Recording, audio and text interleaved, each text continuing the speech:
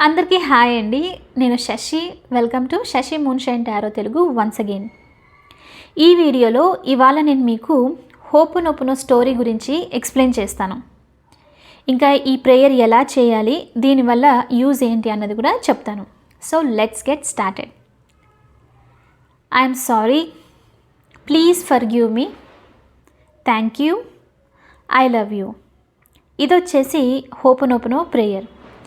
ఇది ఒక powerful healing prayer.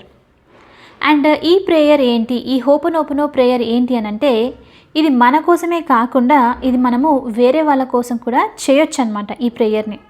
అది ఎలా అన్నది నేను మీకు ఈ వీడియో లాస్ట్లో ఎక్స్ప్లెయిన్ చేస్తాను. సో ఇది వచ్చేసి హోపోనోపోనో స్టోరీ.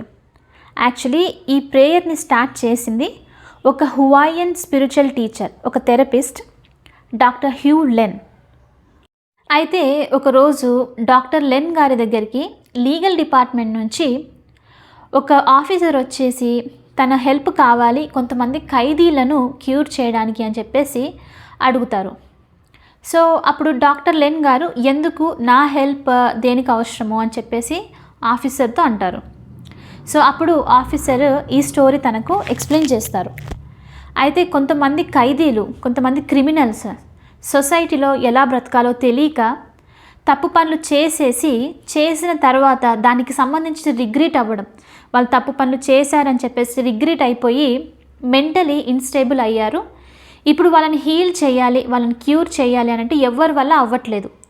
ఎందుకు అనంటే ఈ ఖైదీల దగ్గరికి క్యూర్ చేయడానికి, వీళ్ళకి ట్రీట్మెంట్ ఇవ్వడానికి ఎవరైనా డాక్టర్స్ కానీ థెరపిస్ట్ కానీ వెళ్తే ఈ ఖైదీలు వాళ్ళు మెంటల్ స్టెబిలిటీ లేకుండా ఉన్నందుకు కంప్లీట్లీ డాక్టర్స్ వచ్చినా సరే, థెరపిస్ట్ వచ్చినా సరే వాళ్ళని బాగా ఫిజికల్లీ హర్ట్ చేయడము, లేకపోతే టార్చర్ చేయడం లాంటి పనులు చేస్తున్నారు. సో అందుకని చెప్పేసి మీ హెల్ప్ కావాలి, ఈ ఖైదీలని ఎలా అయినా సరే క్యూర్ చేయాలి, ఎలా అయినా సరే ట్రీట్ చేయాలి, కానీ ఏం చేయాలో అర్థం అవ్వట్లేదు, అందుకే మీ హెల్ప్ కోరి నేను మీ దగ్గరకు వస్తున్నాను డాక్టర్ లెన్ అని చెప్పేసి ఆఫీసర్ గారు తనతో అంటారు. సో ఎవ్వరూ లోపలికి వెళ్ళలేరు ఖైదీల దగ్గరికి. ఒక 15 మెంబర్స్ నుంచి 20 మెంబర్స్ వరకు ఖైదీలు చాలా తప్పు పనులు చేసేసి మెంటలీ ఇన్స్టేబుల్ అయిపోయిన ఖైదీలు, ఏం చేయాలో తెలీదు.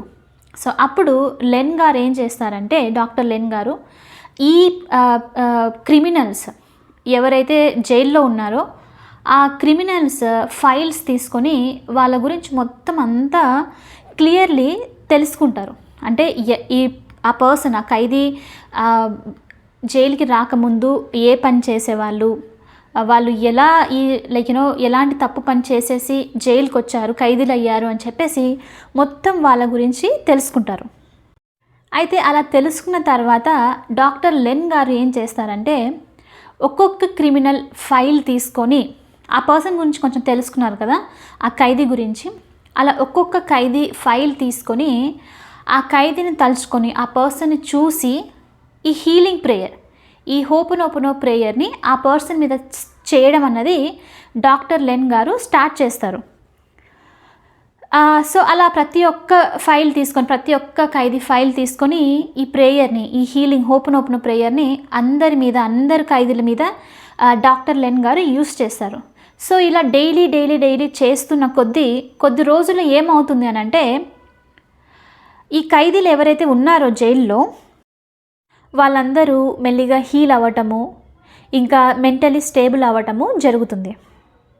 అయితే ఇప్పుడు ఈ ఖైదీలు మెంటలీ కొంచెం స్టేబుల్ ఉన్నందుకు ఏమవుతుంది అని అంటే, నెక్స్ట్ డాక్టర్స్ వాళ్ళని ట్రీట్ చేయడానికి వెళ్ళినప్పుడు ఇంతకు ముందులాగా డాక్టర్స్ని హర్ట్ చేయడము, లేకపోతే వాళ్ళని ట్రీట్ చేయడానికి అలో చేయకుండా ఉండడము, ఇంకా మెంటలీ టార్చర్ చేయడము, ఇలాంటిది ఏది జరగకుండా ఈసారి ఖైదీలు ఈ డాక్టర్స్ వచ్చినప్పుడు ట్రీట్మెంట్ చేయడానికి వాళ్ళని అలో చేస్తారు. అంటే మెడిసిన్స్ తీసుకోవడము, ట్రీట్మెంట్ చేస్తున్నప్పుడు ఏ విధంగా డిస్టర్బ్ చేయకుండా సైలెంట్గా ఉండడము, ఈ విధంగా బిహేవ్ చేయడం స్టార్ట్ చేస్తారు. సో అలా కొద్ది కాలం తర్వాత ఖైదీలు కంప్లీట్లీ మొత్తం అంతా ట్రీట్మెంట్ తీసుకొని హీల్ అయిపోతారు. అలా కంప్లీట్లీ నార్మల్ అయిన తర్వాత ఈ ఖైదీలు వాళ్ళు కూడా ఈ హోపోనోపోనో ప్రేయర్ని వాళ్ళ మీద చేయడం అనేది స్టార్ట్ చేస్తారు. సో హోపోనోపోనో ప్రేయర్ ఇలా డైలీ చేస్తున్న కొద్దీ ఏమవుతుంది అని అంటే ఈ ఖైదీలు ఎవరైతే కంప్లీట్లీ ఇన్స్టేబుల్ సిచ్యువేషన్లో ఉన్నారో వాళ్ళు కంప్లీట్లీ మారిపోయి సొసైటీకి హెల్పర్స్ లాగా అవ్వాలి అని చెప్పేసి కోరుకుంటారు.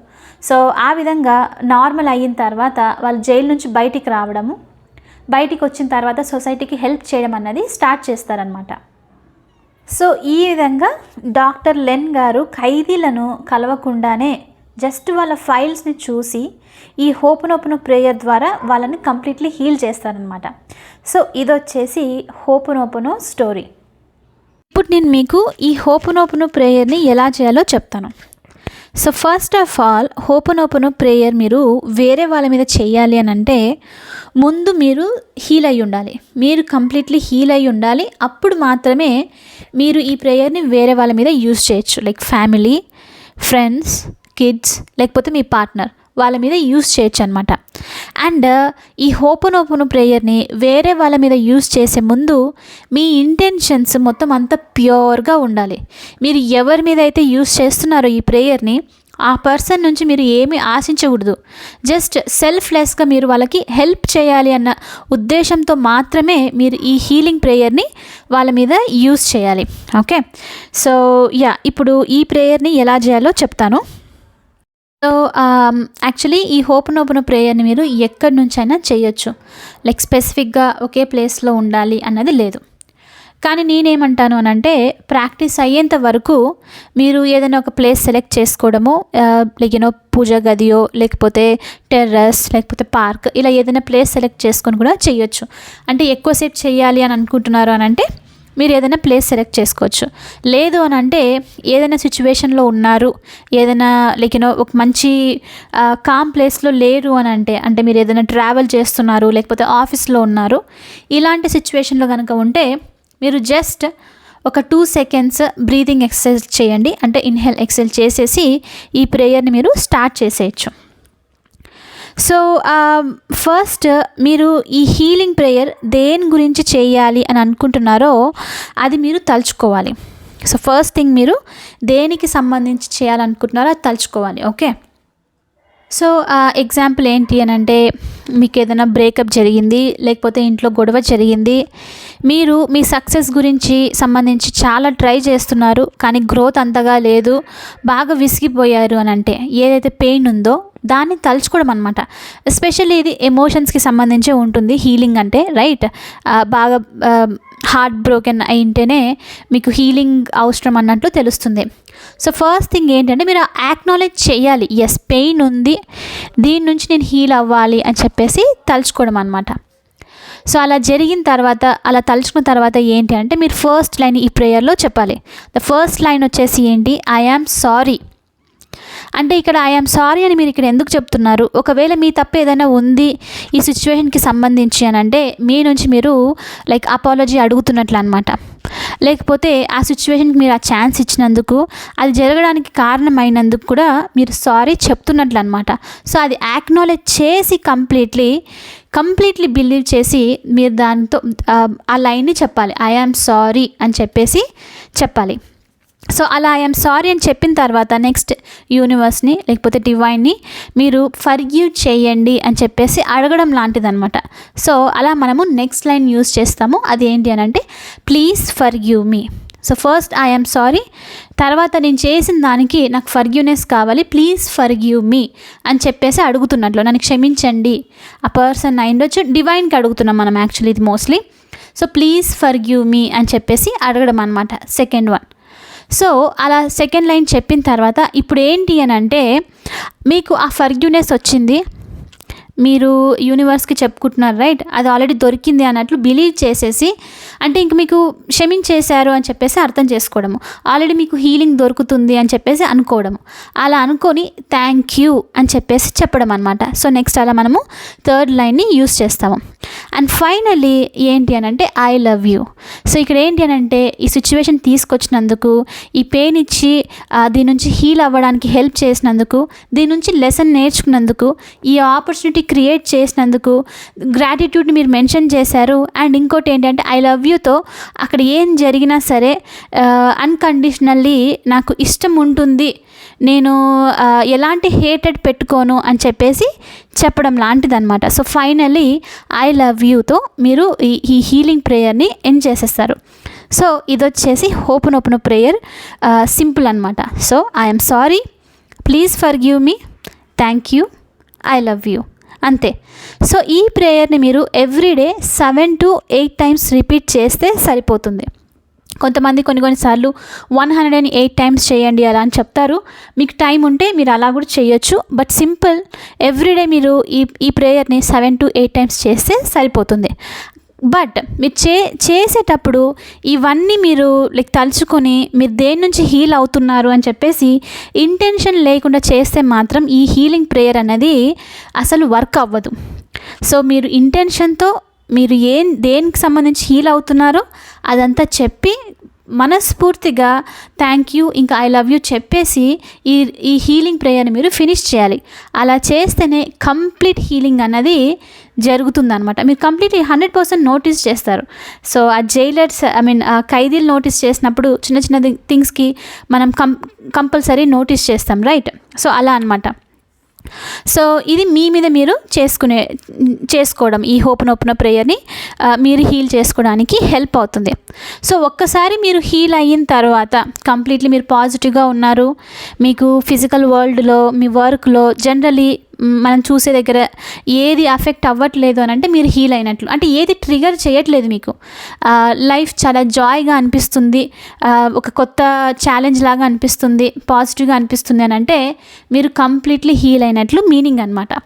సో అలా మీరు కంప్లీట్లీ హీల్ అయిన తర్వాత మీ ఫ్యామిలీ మెంబర్స్ కోసం, ఇంకా మీ ఫ్రెండ్స్ కోసం, కిడ్స్ కోసం, మీ పార్ట్నర్ కోసం, ఇంకా వరల్డ్లో మీకు తెలియని పర్సన్స్ కోసం కూడా మీరు ఈ హీలింగ్ ప్రేయర్ని చేయొచ్చు అనమాట. సో అది ఎలా అనంటే సింపుల్, మీరు మీ ఇంట్లో వాళ్ళ కోసం చేస్తున్నారు, ఫాదర్ మదర్ కిడ్స్ అని అంటే మీ ఫాదర్ని తలుచుకోండి, వాళ్ళ పిక్చర్ ఏదైనా ఉంటే అది తీసుకొని వాళ్ళని చూస్తూ వాళ్ళు ఈ ప్రేయర్ చేస్తున్నట్లు అనుకోవడం అనమాట. సో వాళ్ళ తరపు నుంచి చూడండి, అందుకనే దీనికి ఇంటెన్షన్ అనేది చాలా స్ట్రాంగ్.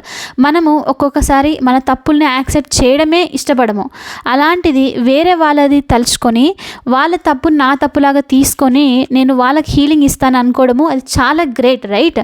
అంటే మీరు ఏ విధమైన ఇంటెన్షన్తో చేయట్లేదు, ఆ పర్సన్ హీల్ అయితే చాలు, ఆ పర్సన్ మంచిగా మారితే చాలు అన్న ఉద్దేశంతో చేస్తున్నారనమాట. సో కాబట్టి మీరు కంప్లీట్లీ హీల్ అయి ఉంటేనే మిగతా వాళ్ళకి హీల్ చేయగలుగుతారు. అంటే మీకు ఇంకా ఏం లాభం లేదు, అది చేసి వాళ్ళు మంచిగా అయిపోయినా సరే ఇంకా మీకు వాళ్ళ నుంచి ఏం అవసరం లేదు కాబట్టి మీరు చేస్తున్నారు. సో కాబట్టి ఆ పర్సన్ని తలుచుకొని ఆ పర్సన్ ఫోటోగ్రాఫ్ వాళ్ళ గురించి ఆలోచించి ఈ ప్రేయర్ని చేసేసి వాళ్ళు హీల్ అయితే సరిపోతుంది అని చెప్పేసి వాళ్ళ మీద కూడా చేయొచ్చు అనమాట. సో ఇది వచ్చేసి ఈ హోపనోపనో స్టోరీ, ఎలా చేయాలి, ఎలా హీల్ అవ్వాలి అని చెప్పేసి. సో ఇప్పుడు మీకు అర్థమైంది కాబట్టి క్లియర్లీ కరెక్ట్ వేలో చేయండి, డెఫినెట్లీ మీకు హీలింగ్ అనేది వస్తుంది, కంప్లీట్లీ మీ మైండ్ సెట్ అనేది పాజిటివ్గా చేంజ్ అవుతుంది, ఇంకా వరల్డ్ని చూసే విధానం కూడా చేంజ్ అవుతుంది. Okay, so anyway I hope మీకు ఈ వీడియో హెల్ప్ అయింది అని అనుకుంటున్నాను. ఒకవేళ హెల్ప్ అవుతే please hit that like button, share and subscribe to my channel. I will see you in the next video. Bye for now. Take care.